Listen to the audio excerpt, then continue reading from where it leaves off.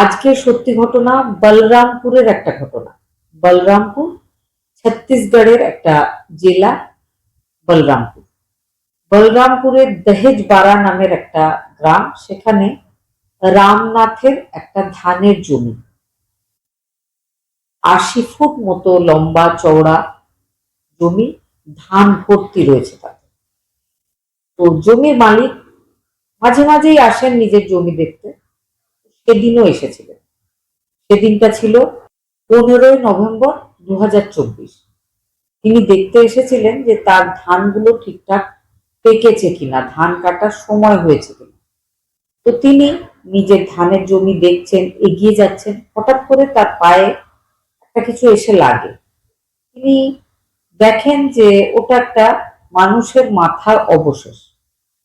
অবাক হয়েছিলেন, তার জমিতে এরকম আগেও তিনি এসে ঘুরেছেন, কই দেখেননি তো। আবার একটু এগিয়ে গেছেন, আবার তিনি দেখেছেন আরো একটা একই রকম ভাবে মানুষের শরীরের অবশেষ। তিনি নিজের জমি থেকে বেরিয়ে আসেন, আশেপাশের জমির লোকজনেদেরকে জানিয়েছিলেন, নিজের গ্রামে গিয়ে বলেছিলেন, চিৎকার করে লোকজনকে ডেকেছিলেন, সবাই ছুটে সেখানে এসেছিল। পুলিশকে খবর দেওয়া হয়েছিল, পুলিশ এসে সেই ৮০ বাই ৮০ ফুটের যে জমি সেটাকে ঘিরে ফেলেছিল। সেই জমি, আশেপাশের জমি সব জায়গায় খোঁজাখুঁজি করেছিল। খোঁজাখুঁজির পরে ওই জমিতে, রামনাথের জমিতে, পরপর তারা 3টে মানুষের শরীরের অবশেষ অংশ দেখতে পায়। শরীরে কোনো চামড়া, মাংস ইত্যাদি ছিল না, শুধু ভেতরে হাড়ের যে খাঁচা সেটাই ছিল। তো তবে মাথাটা আলাদা জায়গায় পড়ে আছে, অনেকদিন পুরনো হওয়ার জন্য এমনটা হয়েছে। তবে রামনাথ মাঝে মধ্যেই নিজের জমিতে আসে, তার ছেলেরাও আসে। এইরকম ভাবে 3জনের যে বডি এখানে পড়েছিল তারা বিশ্বাস করতে পারছিল। পুলিশ এবার ঘিরে ফেলে আর বডি 3টেকে কালেক্ট করে নিয়ে চলে যায় ফরেন্সিক ল্যাবে। অন্যদিকে সোশ্যাল মিডিয়াতে বিভিন্ন পোস্টার ছাপিয়ে আর আশেপাশের থানায় খবর দেওয়া হয় যে কোথাও কোনো মিসিং কমপ্লেন রয়েছে কিনা।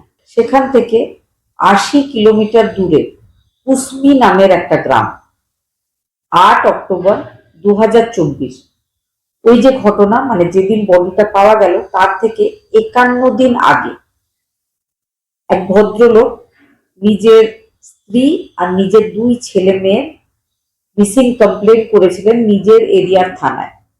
তবে তিনি পুলিশ টিমকে জানিয়েছিলেন যে তার মিসিং কমপ্লেনটাকে গুরুত্ব দিয়ে দেখা হয়নি। এমনকি তিনি যখন কমপ্লেন করতে গেছিলেন তখন তার এরিয়ার পুলিশ স্টেশনের ইন্সপেক্টর তাকে জানিয়েছিল যে এত সহজেই মিসিং কমপ্লেন করার কোনো দরকার নেই, পুলিশও খুঁজবে না, কারণ তোমার ফ্যামিলি, তোমার স্ত্রী, তোমার ছেলে মেয়ে কোথাও আশেপাশেই গেছে, ঠিক তাদের যখন ইচ্ছা হবে তারা বাড়ি ফিরে আসবে। ভদ্রলোক তাও বারবার গিয়ে পুলিশকে রিকোয়েস্ট করেছিলেন, কিন্তু তার কথা পুলিশ কোনো ইন্টারেস্ট নেয়নি।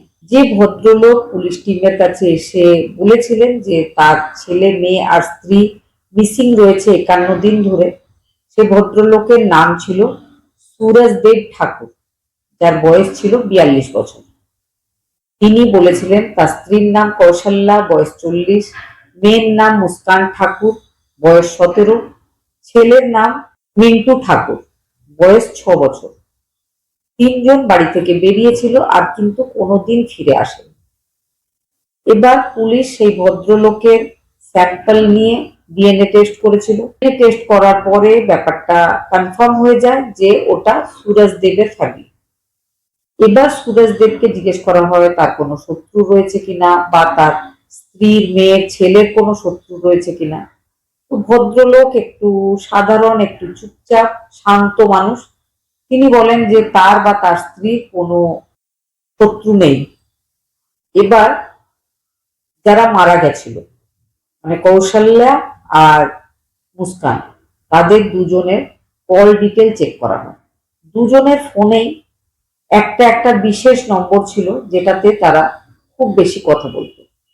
এবার সেই দুজনের খোঁজ করা হয়।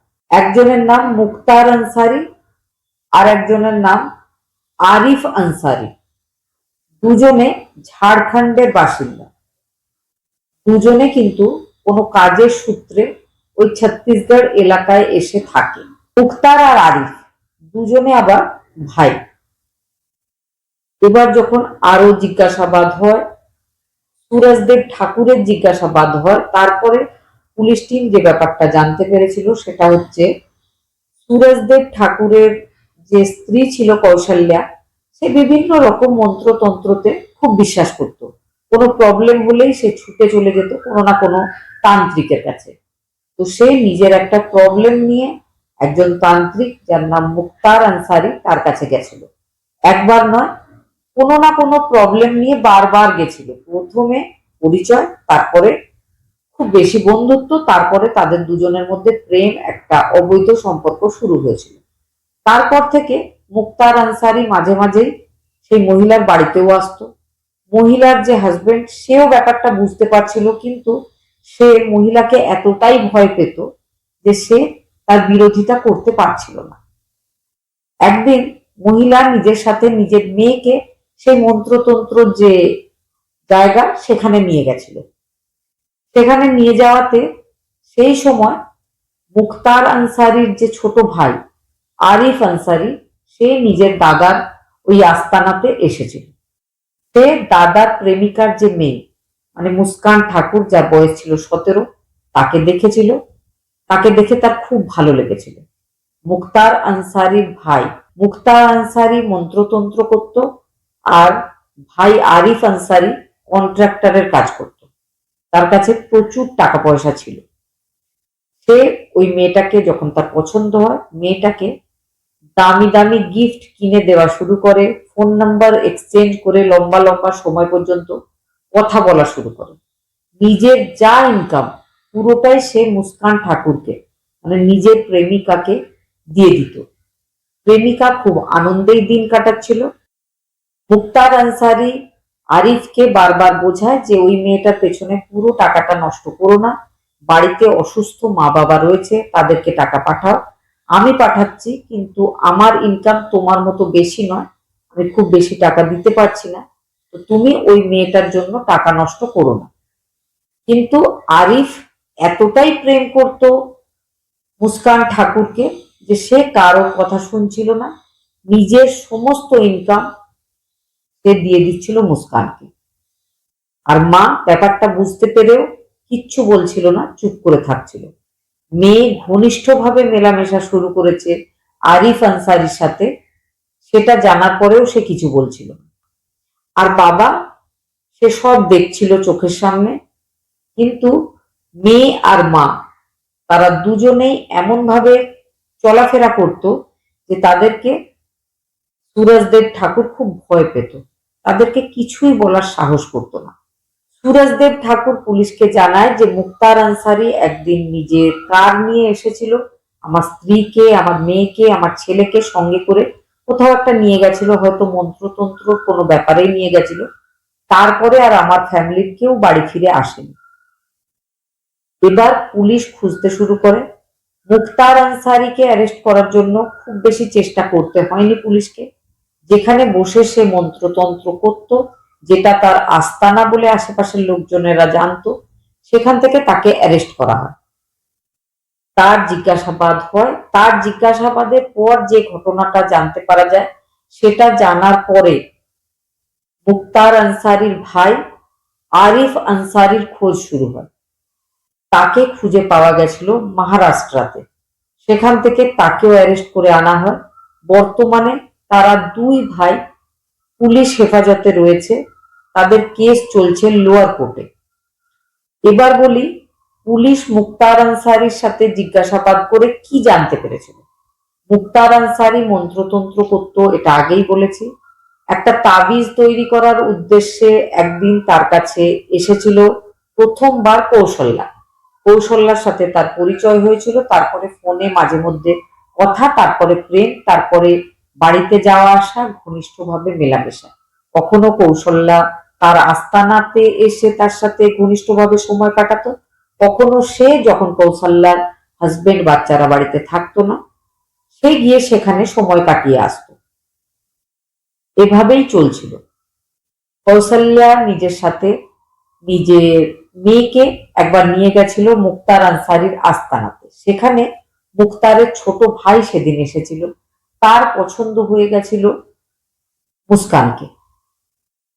মুস্কানের সাথে তার কথা হয়েছিল, ফোন নাম্বার এক্সচেঞ্জ হয়েছিল। তারপরে মায়ের দেখা দেখি মুস্কান একই পথে চলতে শুরু করেছিল। তারও ঘনিষ্ঠ বন্ধুত্ব শুরু হয়ে গেছিল মায়ের প্রেমিকের ছোট ভাইয়ের সাথে। ছোট ভাই সে কিন্তু সময় কাটাবার জন্য বন্ধুত্ব করেনি মুস্কানের সাথে, সে বারবার বিয়ে করার জন্য চাপ দিচ্ছিল মুস্কানকে। আর মুস্কান কিন্তু সময় কাটানোর জন্য, পয়সা নেওয়ার জন্য বন্ধুত্ব করেছে। সে বিয়ে করতে রাজি হচ্ছিল না, বারবার টাইম পিছিয়ে দিচ্ছিল। রোজই বলছিল যে এখন নয়, আরো কিছু সময় পরে বিয়ে করব। যে ব্যাপারটা আরিফ আনসারি একদম ভালো লাগছিল না। একদিন মুক্তার আনসারি বলরামপুরে একটা ওয়াটার পার্ক তৈরি হয়েছে। মুক্তার আনসারির ইচ্ছা হয়েছিল যে সে নিজের প্রেমিকা কৌশল্যাকে নিজের কারে করে নিয়ে যাবে বলরামপুরের ওয়াটার পার্ক দেখাতে। সারাদিনটা সেখানে কাটাবে। তারপরে বলরামপুরের কোনো একটা ভাড়া নেওয়া ঘরে রাত্রিটা কাটাবে। তারপর সেখান থেকে আবারও বাড়ি ফিরে আসবে। সেই জন্য সে 26 সেপ্টেম্বর 2024 কৌশল্যাকে নিজের গাড়িতে নিতে এসেছিল ওয়াটার পার্ক দেখতে যাওয়ার জন্য। কৌশল্যা সাজগোজ করে ওয়াটার পার্ক যাওয়ার জন্য নিজের প্রেমিক মুক্তারের গাড়িতে উঠে বসে। কৌশল্যার ছেলে মেয়ে তারাও বলেছিল আমরাও দেখতে যাব ওয়াটার পার্ক, আমরাও কোনোদিন দেখিনি। ছেলে মেয়েরাও রেডি হয়ে বসেছিল মুক্তারের গাড়িতে। এবার 80 কিলোমিটার দূরে ওয়াটার পার্ক। মাঝ রাস্তায় দেখা হয়েছিল মুক্তারের ভাই আরিফ আনসারির সাথে। সে বলে যে আরে তোমরা সবাই যাচ্ছ, আমার জানা ছিল না, তাহলে আমিও যাব। তাকেও সঙ্গে নিয়ে নেওয়া হয়। এবার তারা ওয়াটার পার্কে যায়। মুক্তার কৌশল্যার সাথে টাইম কাটিয়েছিল। অন্যদিকে আরিফ আনসারি কৌশল্যার মেয়ে মুস্কান ঠাকুরের সাথে সময় কাটিয়েছিল। খুব ভালো সময় কেটেছিল তাদের। আর মিন্টু 6 বছর বয়স, যা তারও খুব ভালো লেগেছিল ওয়াটার পার্কে খেলা করতে। তারপর রাত হয়ে যায়, তারা একটা হোটেলে রুম নিয়েছিল, সেখানে তারা সবাই ঘুমাচ্ছে। হঠাৎ করে আরিফ আনসারি নিজের প্রেমিকা মুস্কানকে বলে যে এবার কিন্তু আমরা বিয়ে করব, আজকেই আমরা বিয়ে করব। সে রাজি হয় না। আরিফের খুব রাগ হয়। আরিফ হোটেলে রাখা ফল কাটার ছুরি দিয়ে আঘাত করে 2 বার মুস্কানকে। মুস্কানের চিৎকারে বাকিদের ঘুম ভেঙে যায়। মা মেয়ের এই অবস্থা দেখে জোরে চিৎকার করতে যায়, তখন হঠাৎ করে মুক্তার তার মুখ চেপে ধরে। আরিফ আনসারি তাকেও সেই ছুরি দিয়ে আঘাত করে। মা মেয়ে সেখানেই মারা যায়। এবার 6 বছরের মিন্টুও কিন্তু উঠে পড়েছে ব্যাপারটা তার চোখের সামনে। সে সমস্ত ব্যাপারটা দেখে ফেলেছে, মানে সে পুলিশকে বলে দেবে। তাহলে মিন্টুরও বেঁচে না থাকাটাই ভালো। সেই জন্য 2 ভাই মিলে মিন্টুকেও শেষ করে ফেলে। তারপরে বডি দুটোকে সেই রাতের অন্ধকারে নিয়ে গিয়ে নিজেদের গাড়িতে রাখে, হোটেল রুম লক করে। তারপর সোজা চলে যায় সেই দহেজবাড়া নামের এরিয়াতে, সেই গ্রামে, সেই রামনাথের জমির পাশে। রোড দিয়ে যেতে গিয়ে তারা 3টে বডিকেই ধান ক্ষেতের মাঝখানে ফেলে দেয়। ধান তখন ছোট ছিল, কারোর চোখে পড়েনি। ধীরে ধীরে ধান বড় হয়ে যায়। পরবর্তীকালে জমির মালিক গিয়ে দেখতে পেয়েছিল, বুঝতে পেরেছিল। গ্রামে মাঝে মধ্যে এমন হয় যে ধানের জমিতে হয়তো কিছু মারা গেছে, কোনো পশু, কুকুর ইত্যাদি, গন্ধ বেরোয়। গন্ধ বেরিয়েছিল। আর ফাঁকা জায়গার মধ্যে একটা জমি, শুধু মাঠের পর মাঠ, সেখানে ধানের চাষ হয়। কেউ বুঝতে পারেনি যে রামনাথের ওই জমিতে একই পরিবারের মা, ছেলে, মেয়ে 3 জন প্রাণহীন অবস্থায় পড়ে রয়েছে। 51 দিন পড়ে থাকার পর এই ব্যাপারটা সবার সামনে এসেছিল।